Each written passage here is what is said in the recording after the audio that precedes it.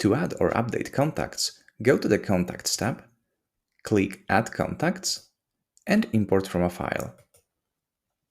Drag and drop your file or select it from your device. Keep the subscribed status here. You can add a tag to all contacts in the file to help with future segmentation.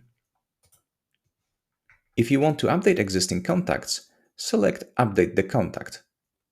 If you're only importing new ones, you can choose to skip the contact. Click Next. Now you'll need to map the columns in your file into appropriate fields on the list. Match each column like first name and last name to the correct field. You can also create new fields if needed or import comma-separated tags.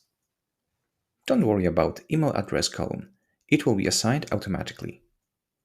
Unmapped columns will be ignored, so make sure to assign everything you need. Click Import to finish the process. If there are any issues with adding or updating contacts, we'll generate a report explaining what went wrong. You can download it in the Imports tab. To unsubscribe contacts to import, follow the same steps but choose the unsubscribed status here. Then select Update the contact option. No field mapping is needed here. Just click Import to finish.